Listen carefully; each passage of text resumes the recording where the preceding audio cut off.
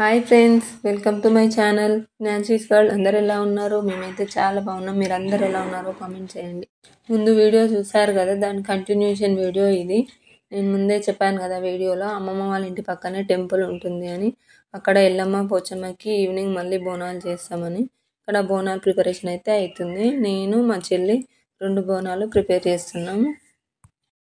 బోనం అనేది మట్టి కుండలో కానీ, రాగి లేదా ఇత్తడి బిందెలలో కానీ వండుతారు. వండిన తర్వాత బోనంని పసుపు కుంకుమలతో వేపాకుతో అలంకరించి అమ్మవారికి నైవేద్యంగా పెట్టడానికని గుడికి తీసుకొని వెళ్తారు.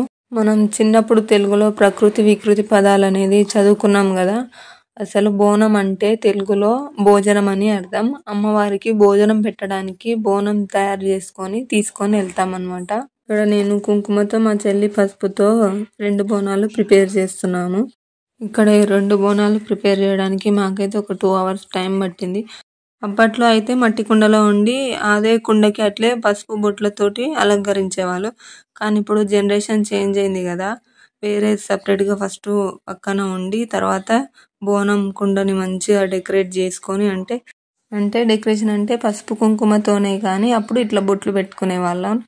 కానీ ఇప్పుడు బోనం కూడా ట్రెండీగా, అంటే స్టోన్స్ పెట్టడము, లేదంటే ఇట్లా చెంకి తోటి డెకరేట్ చేయడమా, లేదంటే అమ్మవారి ఫేస్ తోటి డెకరేట్ చేయడం. ఇప్పుడు చాలా మంది ఇట్లా అమ్మవారి ఫేస్ బోనంకి స్టిక్ చేసి బోనం ప్రిపేర్ చేస్తున్నారు. చాలా బాగుంటుంది కదా. అట్లా మనకు జనరేషన్ చేంజ్ అవుతూ ఉంటే ఇట్లా మన పద్ధతులు కూడా కొంచెం మాడిఫై చేసుకుంటూ ఆ పద్ధతిని ఫాలో అయిపోవడమే. ఇంకా మేమైతే చాలా సింపుల్గానే బోనాలు డెకరేట్ చేసుకున్నాము. మేము డెకరేట్ చేసుకున్న ప్రాసెస్ చూసి నచ్చితే లైక్ చేయండి.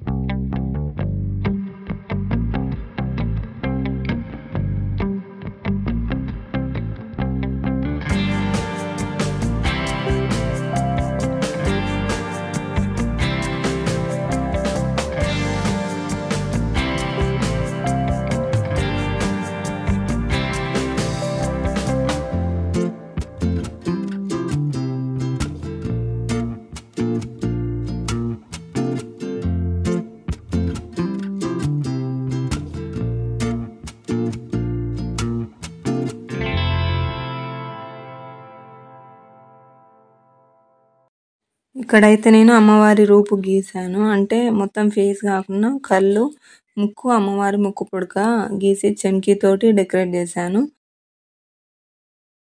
ఇంకొక బోనం మా చెల్లి మాత్రం స్వస్తికు త్రిశూలం ఓం తోటి డెకరేట్ చేసింది. ఇంకొకటి పసుపుతో డెకరేట్ చేస్తుంది కదా మా చెల్లి. ఆ బోనంకి అయితే ఆ గుర్తులతోటి డెకరేట్ చేసింది. నా వీడియో అయితే మా అమ్మమ్మ తీసింది. మొత్తం వీడియో అయితే సగం సగం తీసింది, నేను కనిపించకుండా. పర్లేదులే, బోనం అయితే క్లియర్గా కనిపించేటట్టు అయితే తీసింది. అసలు బోనం అంతా ప్రిపేర్ చేసిన టైంకి అసలు ఇట్లా అమ్మవారి రూపుకేయడానికి చాలా టైం పట్టింది. ఐస్ ఐబ్రో షేప్స్ కరెక్ట్గా చెన్కి స్టిక్ అవ్వడానికి అయితే స్లోగా, అసలుకి ఎంత స్లోగా అంటించామంటే చాలా టైం పట్టింది ఇట్లా. ఇంకో విషయం చెప్పడం మర్చిపోయాను. అసలు బోనం అంటే ఏంటో తెలుసా? బోనాలంటే మన సంస్కృతికి చిహ్నంగా మనం చేసుకుంటున్నాము. అసలు బోనాలు 600 years బ్యాక్ నుండే పల్లవులు పరిపాలించిన కాలం నుండే స్టార్ట్ అయ్యాయంట. వాళ్ళ తర్వాత శ్రీకృష్ణదేవరాయలు, ఇంకా కాకతీయ రాజులు, వీళ్ళందరి నుండి వీళ్ళు కూడా, అంటే ఎవ్వరూ ఆ బోనాల ట్రెడిషన్ అయితే ఆపలేదు. ఏదో ఒక విధంగా ప్రతి ఒక్కరు ఆ బోనాలని చేస్తూ ఆ ట్రెడిషన్ని మన వరకు తీసుకొని వచ్చారు. అప్పట్లో కాకతీయ రాజులు అమ్మవారి ముందు కొత్త వాటిలో లేదంటే నీట్గా ఉన్న పాత్రల్లో అన్నం వండి అమ్మవారి ముందు ఇట్లా రాశిలా పెట్టి పూజించేవారంట. ఆ ట్రెడిషన్ని కొంచెం కొంచెంగా ఇట్లా జనరేషన్ చేంజ్ అవుతూ ఉంటే ఇట్లా బోనంగా మాడిఫైడ్ చేస్తూ ఇట్లా సెలబ్రేట్ చేసుకుంటూ వస్తున్నారంట. ఇక్కడ హైదరాబాద్, సికింద్రాబాద్లోనే ఇంత గ్రాండ్గా చేయడానికి కూడా ఒక రీజన్ ఉంది.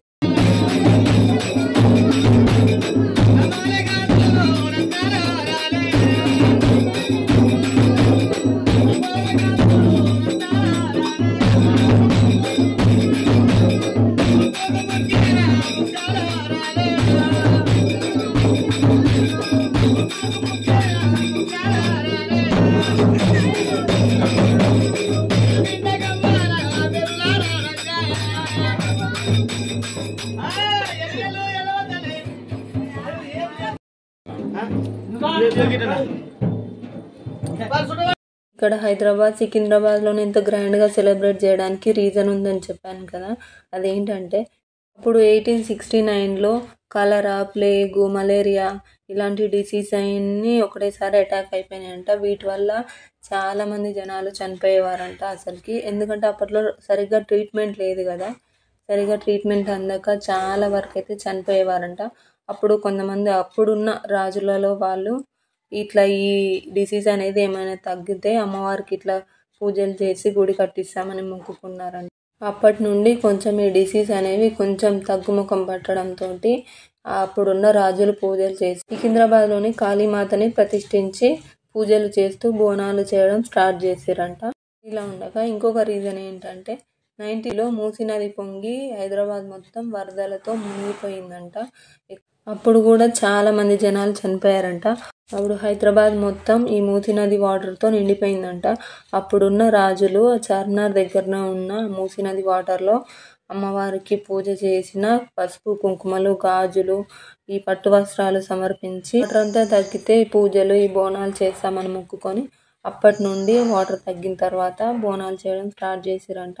అప్పటి నుండి లాల్ దర్వాజాలోని అమ్మవారికి ఆషాఢం చివరి మాసంలో బోనాలు చేయడం స్టార్ట్ చేశారంట. ఇవన్నీ నేను బయట తెలుసుకొని చెప్తున్నవి. వీటిలో నేను చెప్పిన దాంట్లో ఏదైనా మిస్టేక్స్ ఉంటే అయితే సారీ.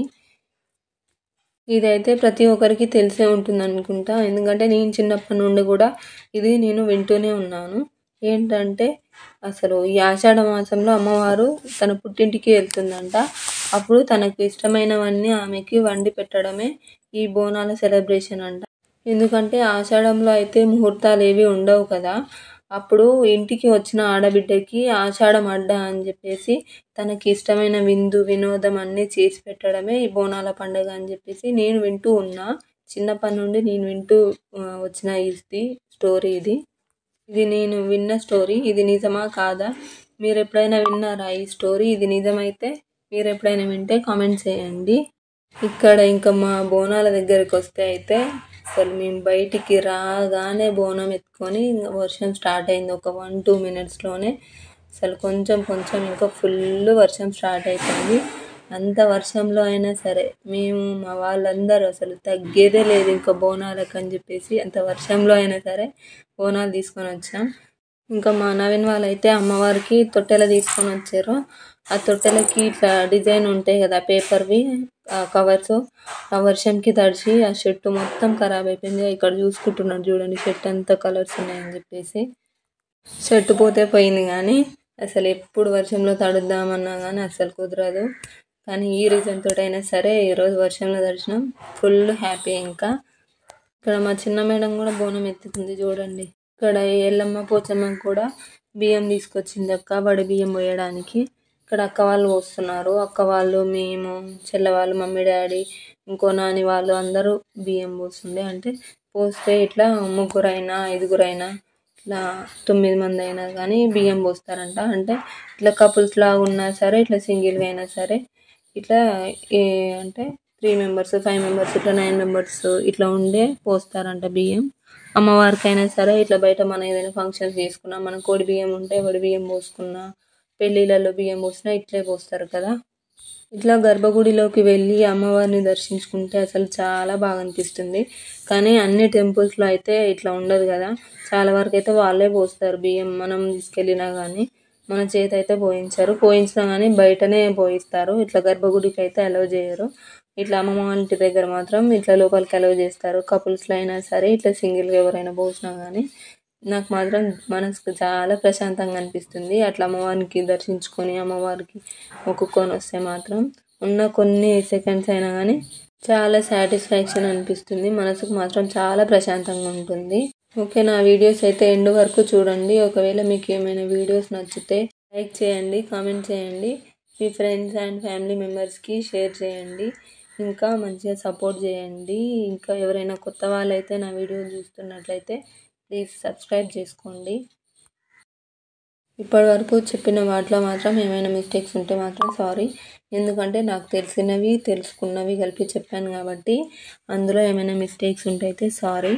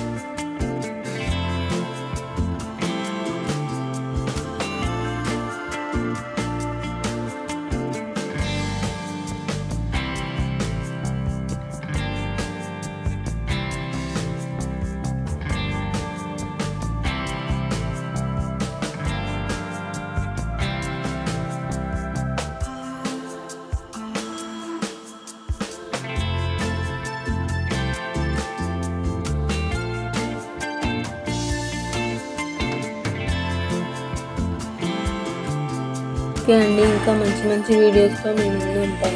బాయ్.